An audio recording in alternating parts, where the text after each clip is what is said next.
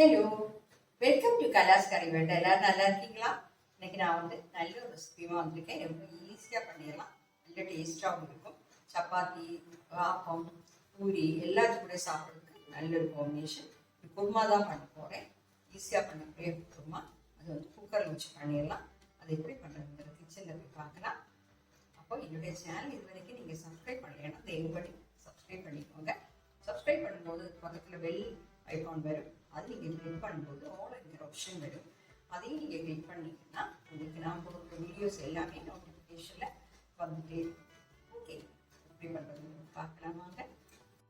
அப்போ அந்த ஈஸியான குருமா பண்ணுறதுக்காக நான் ஒரு மிக்ஸி ஜார் எடுத்துருக்கிறேன். அதில் 1/2 கப்பு துருவின தேங்காய் அதை சேர்த்துட்றேன்.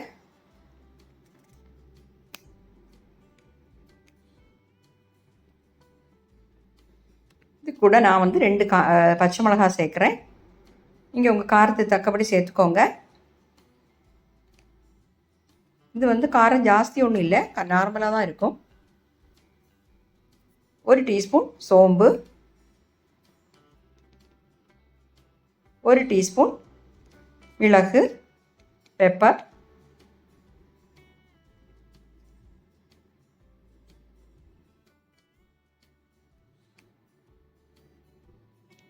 இது கூட நாம் இப்போ 1 டீஸ்பூன் இஞ்சி, 2 டீஸ்பூன் நம்ம பொட்டுக்கடலை சேர்க்குறோம். இந்த பொட்டுக்கடலை இல்லைன்னா நீங்கள் ஒரு 8 கேஷ்நட் இருந்தால் சேர்த்துக்கோங்க. ஓகே, அதுவும் நல்லா தான் இருக்கும். இஞ்சி சேர்க்குறேன் 1 டீஸ்பூன், 1 டீஸ்பூன் பூண்டு. ரெண்டுமா நீங்கள் மிக்ஸ் பண்ணி வச்சுருந்தீங்கன்னா 2 ஸ்பூன் சேர்த்துக்கோங்க. தனித்தனியாக நான் இது அரைச்சி வச்சுருந்தனால இப்படி போடுறேன். இது இல்லைன்னா நீங்கள் ஒரு 6 பல் பூண்டும் சேர்த்து ஒரு 1 இன்ச் சைஸில் இஞ்சியும் சேர்த்து அரைச்சிக்கலாம் இதில். ஓகே, பாருங்கள், அது நல்லா பொடிச்சு எடுத்துகிட்டு இதுக்கப்புறம் கொஞ்சம் தண்ணி விட்டு அரைச்சிட்டு வந்துடலாம். அரைச்சிட்டேன். இது கூட கொஞ்சம் கொத்தமல்லி தழை சேர்க்குறேன். புதினா இலை உங்களுக்கு இருந்ததுன்னா நீங்கள் அதையும் கொஞ்சம் சேர்த்துக்கலாம்.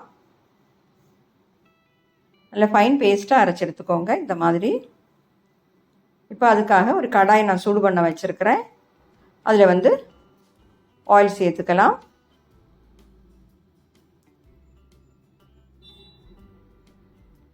நான் ஒரு 3 டேபிள் ஸ்பூன் ஆயில் சேர்க்குறேன். ஆயில் சூடாகட்டும். இதில் நம்ம கொஞ்சம் ஸ்பைசஸ் எல்லாம் சேர்க்கலாம். பாருங்கள், கிராம்பு ஒரு 3-4 கிராம்பு சேர்த்துக்கோங்க. அதே மாதிரி ஏலக்காய் ஒரு 3 சேர்த்துக்கோங்க. பட்டை,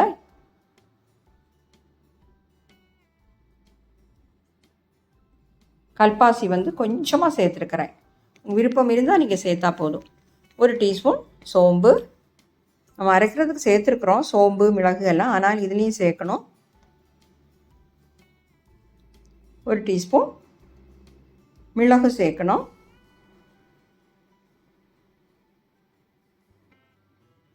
இதையும் சேர்த்துட்டேன்.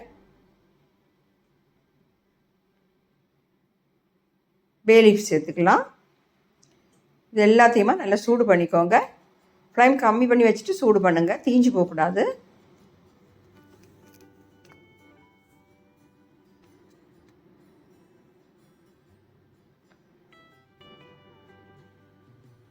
இது சூடானதும் 2 பெரிய வெங்காயம், மீடியம் சைஸில் 2 பெரிய வெங்காயத்தை நான் கட் பண்ணி வச்சுருக்கிறேன். அதுவும் ஒரு பச்சை மிளகாவையும் சேர்க்குறேன்.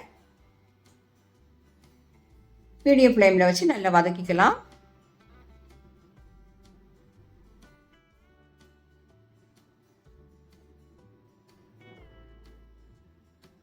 இதெல்லாம் உங்களுக்கு குக்கரில் போட்டே செய்யலாம், ஒன்றும் பிரச்சனை இல்லை. நான் இதை வதக்கிட்டு குக்கரில் சேர்க்க போகிறேன், அவ்வளோதான்.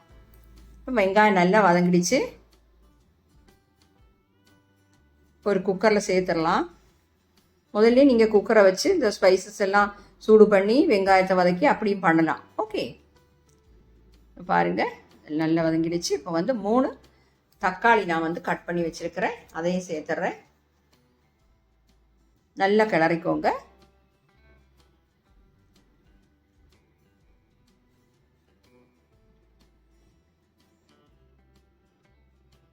இது கூட நம்ம அரைச்சி வச்சுருக்கக்கூடிய பேஸ்ட்டு அதில் சேர்த்துடலாம்.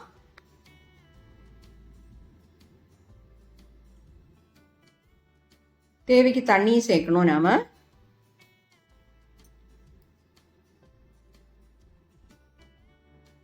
மிக்ஸி ஜாரில் கொஞ்சம் தண்ணி விட்டு சேர்க்குறேன். கொஞ்சம் லூஸாக இருக்கணும். நம்ம இப்போ தண்ணி சேர்க்கும்போது ரொம்ப திக்காக இருக்கக்கூடாது. ஏன்னா இது வந்து ரெடியாகி வரும்போது திக்காகும். நம்ம இந்த பொட்டுக்கடலையெல்லாம் அரைச்சிருக்கோமே, அதனால் இப்போ திக்காகும் அந்த கிரேவி. அதனால் கொஞ்சம் தண்ணியாக தான் நம்ம இப்போ அதை மிக்ஸ் பண்ணி வைக்கணும்.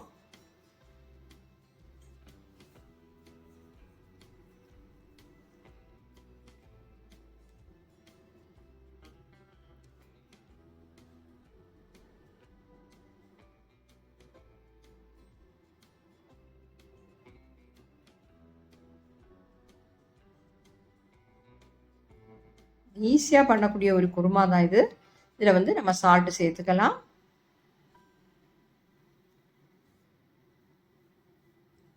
சால்ட்டு உங்கள் தேவைக்கு பார்த்து சேர்த்துக்கோங்க. இந்த டைமில் சால்ட்டு செக் பண்ணிக்கோங்க.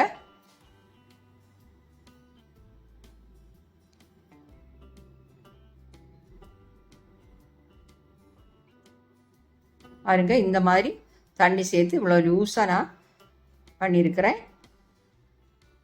சால்ட் செக் பண்ணிடலாம். இப்போ வந்து இதை மூடி போட்டு மீடியம் ஃப்ளேமில், மீடியத்துக்கும் கொஞ்சம் கீழே வச்சு 2 விசில் வச்சுக்கோங்க. ஏன்னா தக்காளி வந்து ரொம்ப குழஞ்சி அப்படி ஆக வேண்டாம். கொஞ்சம் பீசஸாக இருந்தால் தான் கொஞ்சம் நல்லாயிருக்கும். 2 விசில் வரட்டும். பாருங்கள், 2 விசில் வந்துடுச்சு. நம்ம குருமா வந்து ரெடி ஆயிடுச்சு.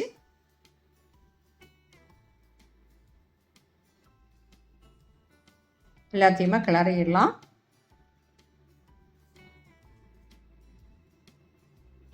பார்த்திங்களா, நம்ம எவ்வளோ தண்ணியாக வச்சுருந்தோம். இப்போ பாருங்கள், திக்காகிடுச்சு கிரேவி. இன்னும் கொஞ்சம் தண்ணியாக இருந்தாலும் பிரச்சனை இல்லை. ஏன்னா சப்பாத்தியில் சாதத்துலலாம் சேர்க்குறதுக்கு பார்த்திங்களா கொஞ்சம் திக்காக இருக்குது. சேர்க்குறதுக்கு கொஞ்சம் நல்லா தான் இருக்கும். பீசஸாக தான் இருக்குது அந்த தக்காளிலாம். இப்படி தான் இருக்கணும். இப்போ ரெடி ஆயிடுச்சு நம்ம குருமா. கொஞ்சமாக கொத்தமல்லி தழை சேர்த்துடலாம். ஃப்ளைம் ஆஃப் பண்ணி தான் வச்சுருக்குறோம். இப்போ ஒரு பவுலுக்கு மாற்றிடுவோம். பாருங்கள், டேஸ்டியான குருமா ரெடி ஆகிடுச்சு. Okay, thank you.